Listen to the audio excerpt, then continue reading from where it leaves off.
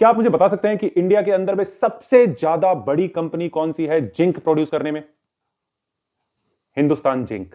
Hindustan zinc सबसे बड़ी company है इंडिया की। 78% मार्केट शेयर इसी का है और ये वर्ल्ड में नंबर 2 पे आती है, नंबर 2 पर। और क्या आपको यह मालूम है कि ये सबसे एफिशिएंटली, सबसे सस्ते दामों में जिंक को प्रोड्यूस करती है। इसका कॉस्ट ऑफ प्रोडक्शन जिंक का सबसे लोएस्ट है। और क्या आपको पता है इंडिया के अंदर में सिल्वर की माइनिंग होती है? सिल्वर भी प्रोड्यूस करने वाली सबसे बड़ी कंपनी यही है। बिल्कुल सही, यही हिंदुस्तान जिंक।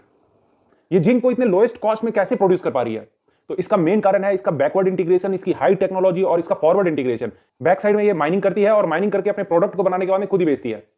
और वहीं हम इसके अगर रेवेन्यू को ब्रेकअप करते हैं ना, तो जिंक और लेड लगभग 81% होल्ड करता है और सिल्वर की मात्रा 14% है, 14% इस कंपनी के अंदर में। और वहीं पे विंड एनर्जी और अदर एनर्जी के जो सोर्स है, कैप्टिव पावर प्लांट है इसके पास में, उसका कंट्रीब्यूशन 5% के आसपास है। इंडिया के अंदर में विंड एनर्जी में भी बहुत अच्छा कंट्रीब्यूशन इसका 273 मेगावाट ये प्रोड्यूस करती है।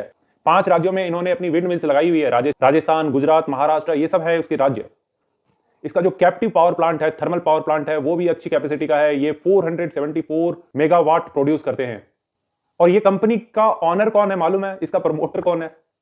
वेदांता। वेदांता इसमें सबसे ज्यादा होल्ड करता है। 65% अप्रॉक्स इसकी होल्डिंग है वेदांता की हिंदुस्तान जिंक के अंदर में। और बाकी किसके पास है? तो गवर्नमेंट ऑफ इंडिया के पास में 30% है। इन दोनों को मिला दे तो 95% अप्रॉक्स इन दोनों की होल्डिंग आती है। बाकी सारी जनता होल्ड करके बैठी है। इसमें एफआईआईज भी आते हैं, डीआईआईज भी आती है और पब्लिक भी आती है। और अभी गवर्नमेंट ने डिसाइड किया है मई 2022 में कि इसका डिसइन्वेस्टमेंट करने वाली है और ये इसमें शेयर अपना बेचने वाली है। ये तो 30% होल्ड किए हुए ना, धीरे धीरे करके अपना स्टेक सेल कर देगी या एक बार में स्टेक सेल कर सकती है कंपनी के अंदर में कभी भी।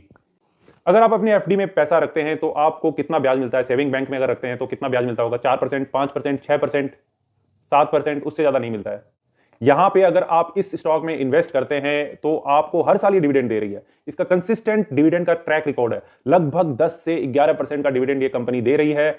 इस कंपनी के पास भरपूर रिजर्व है, पैसे की कोई कमी नहीं है इस कंपनी के पास, इसलिए ये हर साल आपको डिविडेंड देती है। अभी भी इसने डिविडेंड अनाउंस किया है। एक हाल फिलहाल में डिविडेंड ये और पे करने वाली है। लगभग 15.5 रुपीज का डिविडेंड पे करेगी और इसकी रिकॉर्ड डेट 24 नवंबर है। इसका मतलब क्या है? 21 नवंबर तक अगर आप खरीदते हैं तो 2 दिन लग जाते हैं, T+2 काउंट होता है। तो 23 तक आपके अकाउंट पे ये शेयर आ जाएंगे और 23 के आपके अकाउंट में अगर है तो यही इसकी एक्स डिविडेंड डेट है, तो आप इसके डिविडेंड के हकदार हैं। वहीं इस कंपनी का रिजर्व देखा जाए ना तो 25 साल तक इसकी माइंस चल सकती है आसानी से। अगर इसकी माइंस की बात की जाए तो इसकी 5 माइंस राजस्थान के अंदर में है और 1 माइन आपकी उत्तराखंड में है और उत्तराखंड वाली ही सिल्वर प्रोड्यूस करती है। और ये जिंक और लेड और जो सिल्वर है खुद ही प्रोसेस करती है और उसको बेचती भी आगे खुद ही है। और वहीं मैं एक बहुत ही इंपॉर्टेंट फैक्ट बता देता हूं आप लोगों को, इसकी नेट प्रॉफिट मार्जिन 32% के आसपास है। इसकी सेल्स ऐसी ग्रोथ है, एक्सपोनेंशियल टाइप ग्रोथ है। और वहीं पे नेट प्रॉफिट मार्जिन 35, 36, 40, 30 ये रेंज में मेंटेन करके रखा हुआ है। इसका मतलब यह है अगर ये 100 रुपए का काम कर रही है ना तो 30 रुपए, 32 रुपए, 35 रुपए अपने पॉकेट में रख रही है और वहीं से आपको इतना अच्छा डिविडेंड देती है। तो one of the highest paying dividend company है ये। आप लोगों को क्या लगता है, क्या हमें ऐसी कंपनी के अंदर में पैसा डालना चाहिए जहां एफडी से ज्यादा रिटर्न मिल रहा हो और कंसिस्टेंट प्रॉफिट मेकिंग कंपनी हो? आप लोग कमेंट बॉक्स में जरूर लिख के बताइए कि क्या इस कंपनी में हमें इन्वेस्ट करना चाहिए या नहीं करना चाहिए।